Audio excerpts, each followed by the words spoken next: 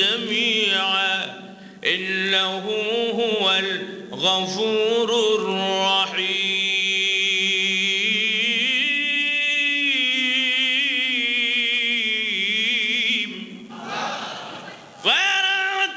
আল্লাহ রাব্বুল আলামিন বলেন পৃথিবীর মানুষেরা গুনাহ যদিও তোমার তামাম পৃথিবী ভরপুর হয়ে যায়, পাহাড় পরিমাণ গুনাহ হয়ে যায়, বান্দারে নৈরাশ হওয়ার কোনো কারণ নাই। তোর তামাম পৃথিবীর গুনাহ, পাহাড় পরিমাণ গুনাহ, তামাম দুনিয়া যদি গুনাহ ভরপুর হয়ে যায়, আমার রহমতের কাছে কিছুই না। জোরে কোন সুবহানাল্লাহ। কথা কোনা ঠিক যে আসতে বললেন, কথা বুঝেন না আপনারা? বুঝছেন নি আপনারা? এই নিমক হারাম। এর মা মারা গেছে, আমি আল্লাহ পারতাম এর নদীর মধ্যে একটা দেওয়ার নিচ দিয়ে একটা বাড়ি দিয়ে তারা মারি ফেলতাম। মারি নাই, আমি তাকে কুদরতি ভাবে আমি আল্লাহ তীরের মধ্যে এনে আমার নিজ দায়িত্বে আমি তাকে বড় করলাম, নিজ দায়িত্বে কুদরতি ভাবে আমি আল্লাহ তাকে শিক্ষক করলাম, আমি তাকে শিক্ষিত করলাম এবং আমি তাকে ধন সম্পদ দান করলাম, আমি তাকে রাজত্ব দান করলাম। এখন রাজত্ব ভাই এসে আমি খোদা আমারে তোমরা রব মানো, এবারে জান্নাত বানাইছে, জান্নাত বানাই আমার সাথে সে মস্কারি করে।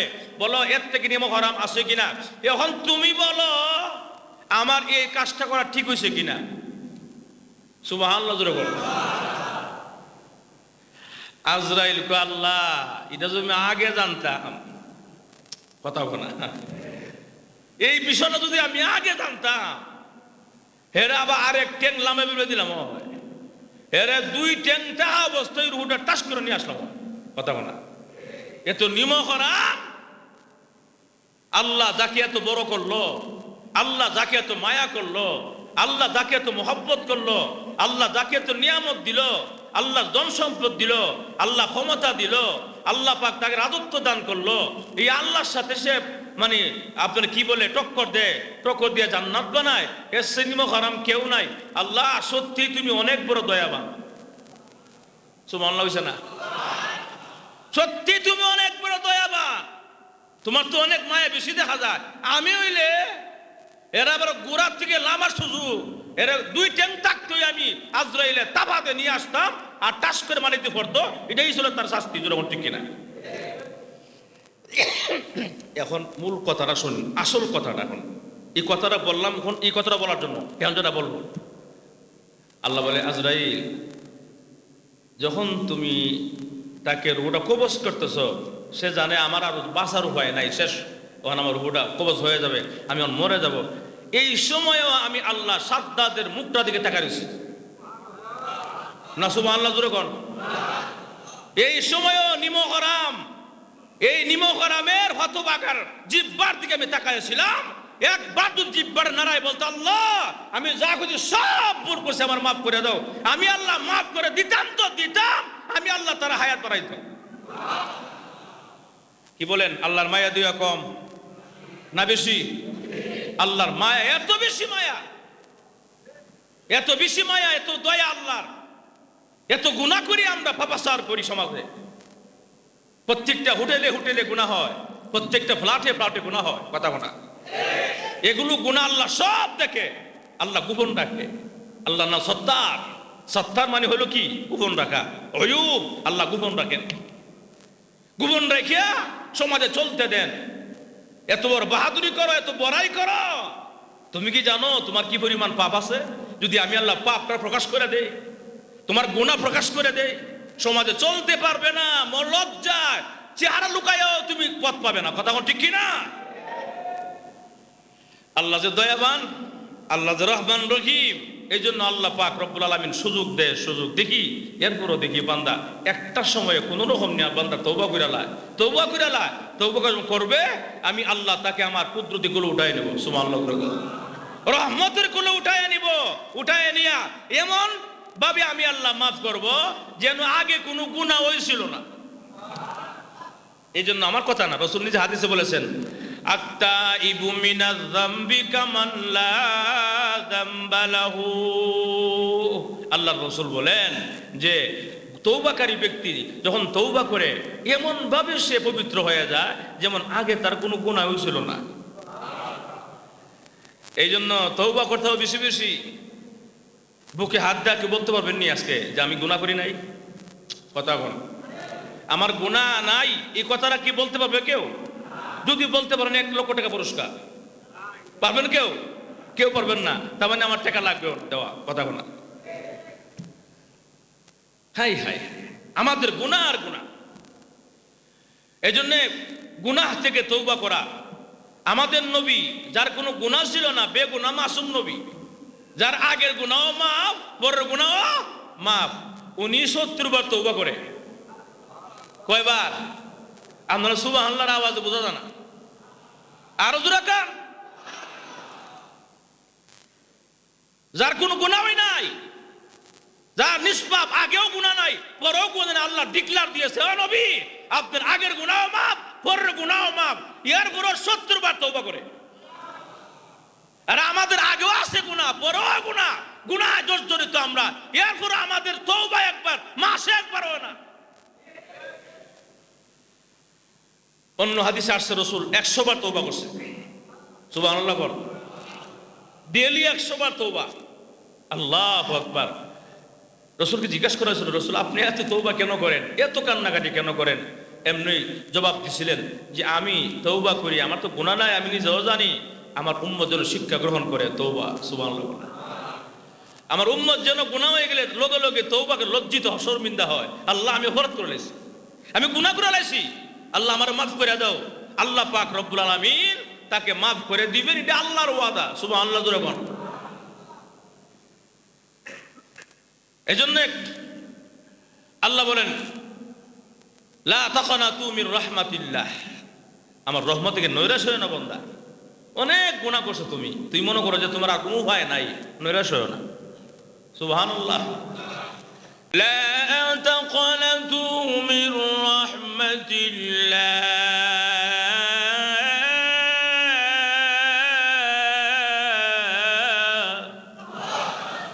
ইল্লাল্লাহ ইয়াগফিরুয যুনুবা জামিআ ইন্নাহু হুয়াল গফুরুর রহিম।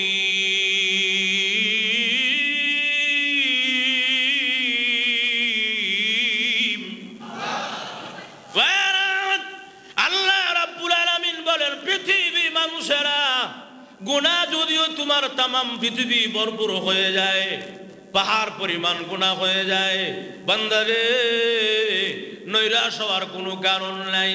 তোর তামাম পৃথিবীর গুনাহ, পাহাড় পরিমাণ গুনাহ, তামাম দুনিয়া যদি গুনাহ ভরপুর হয়ে যায়, আমার রহমতের কাছে কিছুই না। জোরে কোন সুবহানাল্লাহ। আমার রহমত অনেক বেশি, আমার মায়া অনেক বেশি, আমার দয়া বেশি। কেন রে? আমি আল্লাহ আমার এই গোলামগুলোকে, মানুষগুলোকে আমি আল্লাহ নিজের কুদরতি হাতের দ্বারা বানিয়েছি।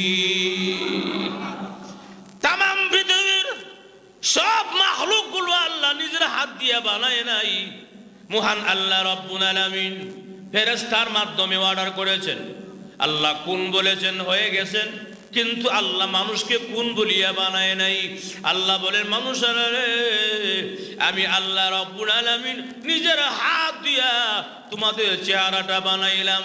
এই জন্য কোটি কোটি কোটি কোটি অজস্র মানুষ আছে, একজনের চেহারার সঙ্গে আর একজনের চেহারা মিলে না। সুবহানাল্লাহ জোরে বলা। একই নাক, আপনার যেমন নাক আমারও একই নাক, আপনার চোখ যেমন বড় আমার চোখই বড়, আপনার গঠন যেমন আমার গঠন তেমন, কিন্তু চেহারা কেন মিলে না? সুবহানাল্লাহ। আমি আল্লাহরে চিনার জন্য জঙ্গলে যাওয়ার দরকার নাই। আল্লাহকে চিনতে গেলে নিজের চেহারার দিকে তাকাও। আয়নার সামনে গিয়া কত সুন্দর করে আল্লাহ চেহারা বানাইছেন। এত লাখো লাখো কোটি কোটি মানুষের মধ্যে আমাকে আমার সন্তান চিনতে পারে, এটাই আল্লাহর দয়া। জোরে করুন সুবহানাল্লাহ। নিজের সন্তান বাবাকে চিনতে পারে, লক্ষ কোটি জনতার সামনেও চিনতে পারে, এটা আমার বাবা, এটা আমার ভাই, কথা বলা, এটা আমার দাদা, এটা আমার নানা, এটা আমার মামা, দেখলেই চিনতে পারে। অথচ একই গঠন, একই আকৃতি, একই চোখ, একই নাক, একই কান, একই ঠোঁট, একই জিহ্বা, সব রকম একই, কিন্তু এত সুন্দর একটা সিস্টেম করে দিছে, চোখের দিকে তাকাইলেই বলে এটা আমার আত্মীয়। সুবহানাল্লাহ।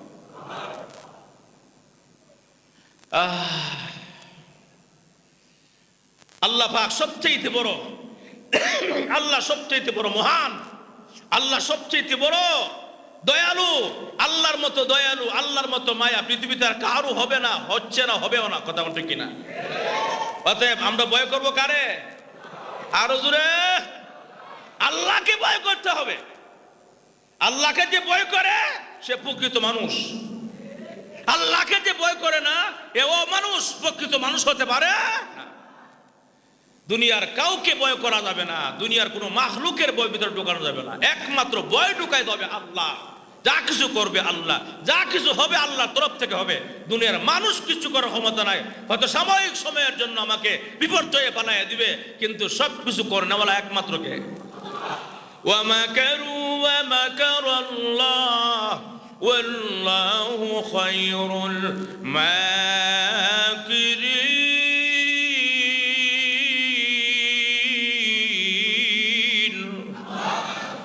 আল্লাহ বলে সমস্ত কৌশলের কৌশল আমি আল্লাহ জানি।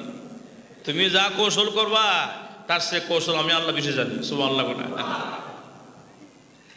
এই জন্য ভাই আমাদেরকে চিন্তা করতে হবে, আমাদেরকে ভাবতে হবে, নিজের দোষ নিজে তালাশ করতে হবে।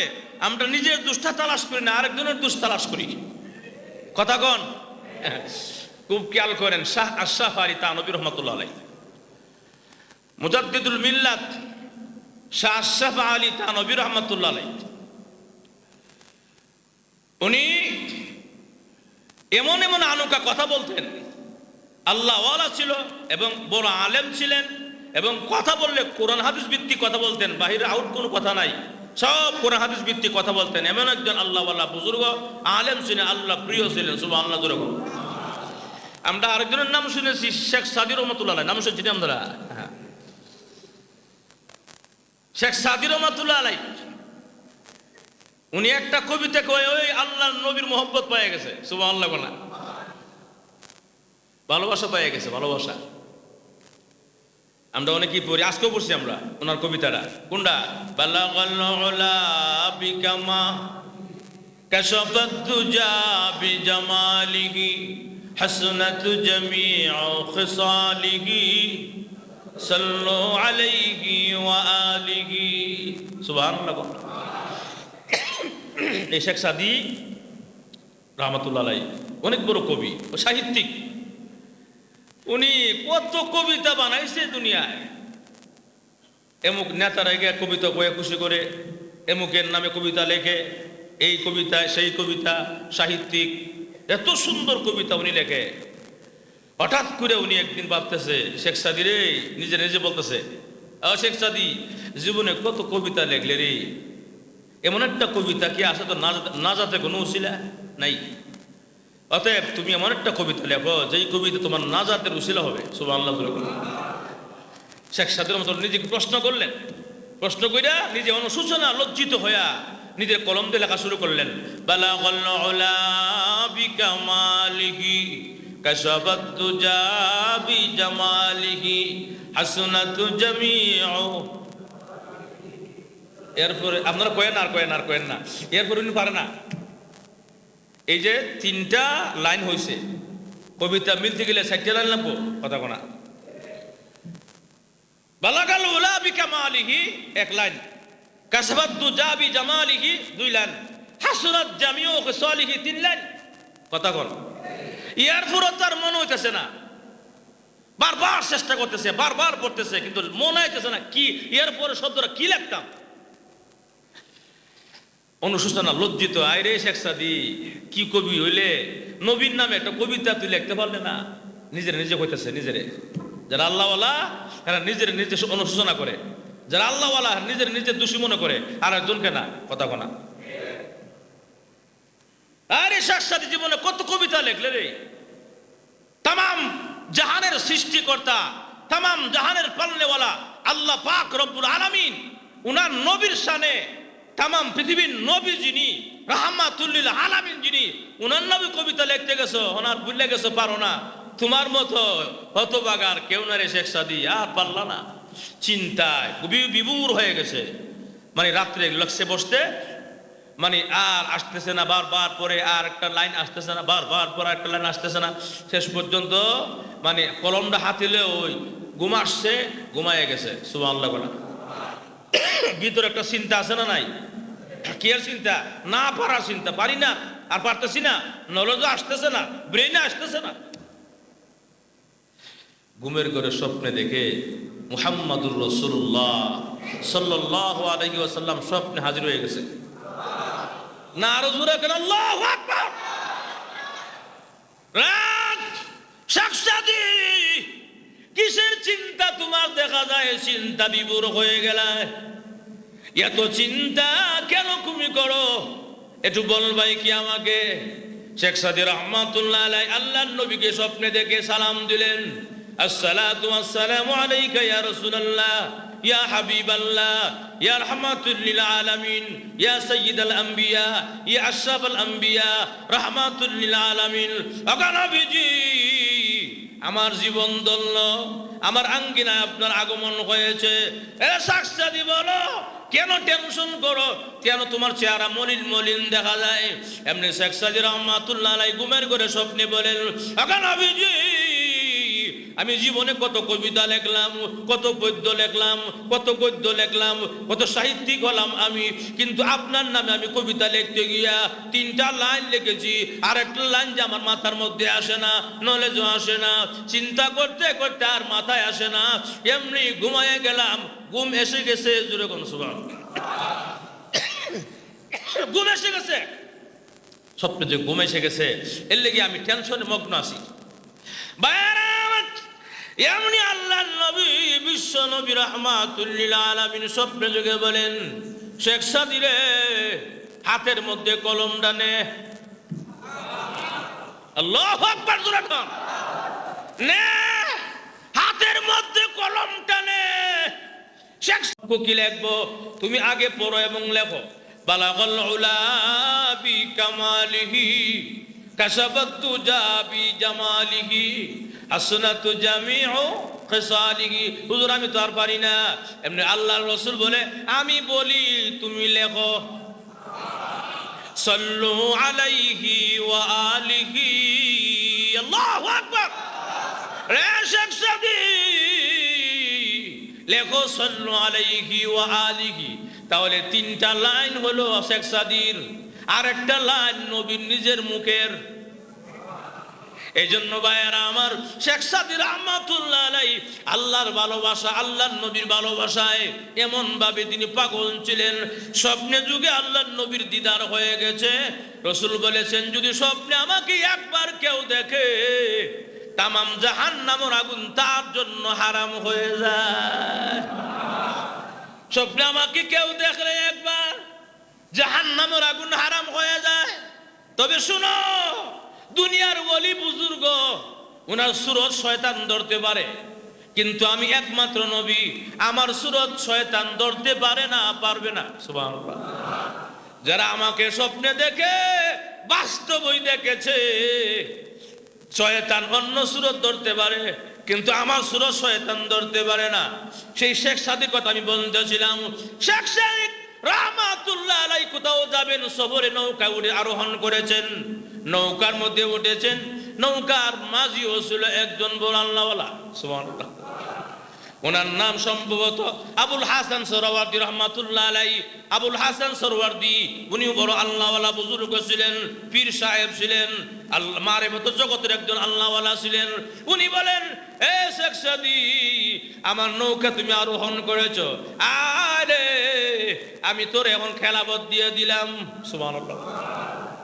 হুজুর আমি আইছি মাত্র আপনার নৌকায়, আমার নৌকা খেলাফত দিয়ে দিলেন, নৌকার মধ্যে খেলাফত দিলাম কেন? আমি দেখলাম তুমি যোগ্য একজন ব্যক্তি। সুবহানাল্লাহ। আল্লাহওয়ালা যারা, এরা বুঝে যোগ্য কে অযোগ্য কে। কথা কোন ঠিক কিনা? সরওয়ার্দী, আবুল হাসান সরওয়ার্দী, উনি বলেন, তোমার দিয়া দিলাম, নৌকার মধ্যে তোমার খেলাফত দিয়ে দিলাম, যাও লিয়া যাও। এখন শেখ সাদি রহমাতুল্লাহ আলাইহি বলেন, হুজুর আমার এমন একটা নসিহত করেন যেটা আমার জীবনে মরণ পর্যন্ত কাজে আসবে। সুবহানাল্লাহ। যদি খেলাফত দিয়ে ওই দিছে আমি তো আর না করতে পারি না, বড়দের কথা রাখতে হয়। আমার যোগ্যতা নাই আমি নিজেও জানি, কিন্তু আমার যোগ্যতা না থাকলেও যেহেতু আপনি আমার দিয়ে দিছেন, তো আপনি আমার একটু বলেন, একটা আমার সবক দেন, যে সবকটা আমার কাজে আসবে মরণ পর্যন্ত, এবং যেন আমি সবার কাছে বলতে পারি এই কথাটা সবার কাজে আসে। সুবহানাল্লাহ। সরওয়ার্দী রাহমাতুল্লাহ আলাইহি উনি বলেন, ওরে আবুল শেখ সাদি রহমান, ওরে শেখ সাদি ভালো করে কান লাগায় শোনো, দুইটা গুণ, দুইটা সবক দিলাম। এক নম্বরে নিজের দোষ নিজে খুঁজো। সুবহানাল্লাহ না? নিজের দোষ নিজে খুঁজো। 2 নম্বরে আরেকজনের দোষ খুঁজবা না। সুবহানাল্লাহ জোরে বলেন। নিজের দোষ নিজে খুঁজো, আরেকজনের দোষ কথা কোনা। আপনার কাছে খুব স্বাভাবিক মনে হয়েছে, সাধারণ, এটা অনেক অসাধারণ কথা কোনা। নিজের দোষ নিজে খুঁজো, আল্লাহ ওয়ালা হতে পারবে। সুবহানাল্লাহ জোরে কোনা। আমার দোষ বেশি, আমি আরেকজনের দোষ কম কোন সময়, কথা কোন ঠিক কিনা? দোষ তো আমার গায়ে ভরপুর, আমি দোষে একদম ভরপুর হয়ে আছে, আমার দোষ অভাব নাই, আর একজনের দোষকে আমি কোন সময় দেখবো, কথা কোন ঠিক কিনা? এই জন্য একজন মুমিন আর একজন মুমিনের আয়না, আয়নার সামনে গেলে যখন চেহারা দেখে, যখন চেহারা দাগ দেখা যায়, দাগটা কার? আরেকজনের না আমার, কথা কোন ঠিক কিনা? আমি যদি আয়নার সামনে গিয়ে দাঁড়াই, তখন আমার চেহারা কোনো একটা দাগ থাকলে বা কোনো একটা ময়লা থাকলে, এটা আমার চেহারায় না অন্যর চেহারায়? আমার চেহারায়, কথা কোনা ঠিক কিনা? আপনি যখন আয়নার সামনে গিয়ে দাঁড়াবেন, যখন একটা আপনার ময়লা থাকবে বা একটা কিছু থাকবে, আয়নার সামনে দাঁড়ালে বেশি উঠে, এই যে ময়লাটা, এটা কি আরেকজনের চেহারা নাকি আমার চেহারা? আমার চেহারা, ঠিক কিনা?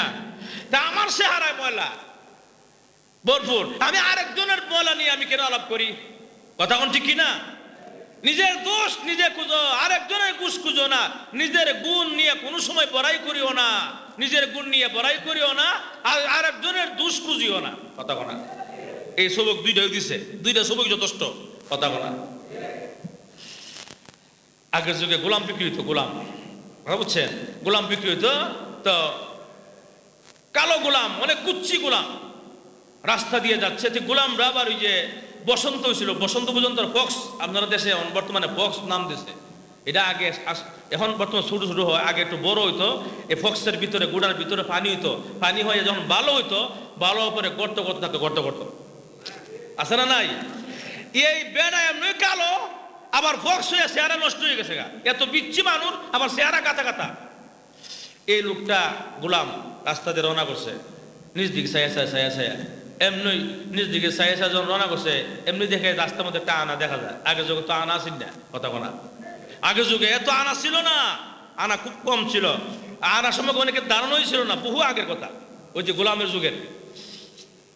এমনি দেখে, আরে এটা কি, হাত হলে দেখে যে আল্লাহ, এ তো কুচ্ছি মানুষ দুনিয়াতে আছে, ও নিজে বলতেছে, কথা কোনা। আনার মধ্যে চেহারা দেখা যায় ওনার, উনি নিজে ভাবতে পারে না, উনি কইতেছে সি সি সি, এত পিচ্ছি মানুষ, এর লেগে মনে হয় কোন মালিক এটা ফেলাই তুই গেছে গা, এত কালো মানুষ হইতে পারে না, এত পিচ্ছি মানুষ হইতে পারে না, এটা একটা লাঠি দিয়ে ভাঙি ফেলেছে, এটা দেখা যায় একটা সাংঘাতিক, এর লেগে মনে মালিক ফেলাই তুই, রাস্তা ফেলাই তুই গেছে গা। অথচ কিন্তু এটা ছবি না, এটা একটা আয়না, আয়নার মধ্যে নিজের ছবি দেখা গেছে, কথা কোনা। আর যখন ঠিক তেমনি ভাবে আমাদের সমাজে আমরা আমাদের দোষ খুঁজি না, অন্যের দোষটা ঠিকই দেখি, কথা কোনা। আমার দোষে বড়া, আমি আরেকবার দোষকে খুঁজি, কথা কন। এই জন্য কেউ কয় ওই যে এটা দোষী, ওই যে হ্যাঁ দোষী, ওই যে হ্যাঁ অপরাধী, ওই যে হ্যাঁ দোষী, হ্যাঁ দোষ অভাব নাই। আঙ্গুলটা দেখা না, আঙ্গুল দিয়ে দেখা না, একটা আঙ্গুল দিয়ে দেখা, কথা কন। কটা আঙ্গুল? একটা আঙ্গুল দিয়ে দেখা, ওই যে এটা, এটাই গুণাগার পাপিষ্ট, এটাই অপরাধী, এটাই গুণাগার, এর দোষ অভাব নাই, হ্যাঁ দোষ আর দোষ, হ্যাঁ দোষ। একটা আঙ্গুল দেখায়, একটা আঙ্গুল দা দোষ একজনকে দেখায়, আর বাকি কয়টা আঙ্গুল কার দিকে? নিজের দিকে। বাকি আঙ্গুলগুলো কয় সব দোষ তোমার, একটা আঙ্গুল কয় দোষ উনার, বাকি সবটা আঙ্গুল তোমার দিকে। একটা আঙ্গুল দেয় একজনের দোষ কও, বাকি 4টা আঙ্গুল কয় তোমার দোষ। যেরকম ঠিক কিনা? এই জন্য নিজের দোষটা তালাশ করো। যারা আল্লাহওয়ালা বুজুর্গ নিজের দোষ তালাশ করে, নিজের গুণ দেখে না, নিজের দোষ দেখে, আর আরেকজনের গুণ দেখে, দোষ দেখে না। কথা কোনা? আরেকজনের ভালো দেখে, খারাপ দেখে না। এটা আল্লাহওয়ালা মানুষ। নিজের গুণ দেখে না, নিজের খারাপটা দেখে, নিজের দোষটা দেখে নিজে, এটা আল্লাহওয়ালা মানুষ। কথা কোনা? এই জন্যে ভাইয়ার আমার, আমাদেরকে বুঝতে হবে এই পৃথিবী থাকার জায়গা না, থাকতে পারবো না। কিন্তু আমরা যদি আল্লাহকে ভয় করে চলি তাহলে দুনিয়াও সফল, আখিরাতও সফল। যেরকম ঠিক কিনা? আমরা যে ব্যক্তি নাকি আল্লাহকে ভয় করে সে কোনোদিন গুনাহ করতে পারে না। বলেন আল্লাহর ভয় তাহলে গুনাহ করতে পারে? পারে না, পারে না। তো আল্লাহর ভয় তাহলে গুনাহ করতে পারে না, তাহলে আল্লাহর ভয় নাই তার ভিতরে। আত্মা নাপাক, আত্মা নাপাক, আত্মা নাপাক। এই জন্য সে গুনাহ করতেছে। আত্মাকে পবিত্র করতে হবে, আত্মাকে স্বচ্ছ বানাইতে হবে। আত্মাকে পবিত্র করলেই আপনি খাঁটি মানুষ, আপনি প্রকৃত মানুষ, আপনি জান্নাতি মানুষ, আমি জান্নাতি মানুষ। আল্লাহ আমাদের সবাই কবুল করুক বলি আমিন। আর জোরে খান আমিন। আল্লাহ আমাদের সবাই তুমি আল্লাহ পবিত্র আত্মা নিয়া নেককারদের সাথে চলার এবং আল্লাহ তোমাকে ভয় করে চলার তৌফিক দান করো বলি আমিন। আর জোরে খান আমিন। বাংলাদেশ মুজাহিদ কমিটি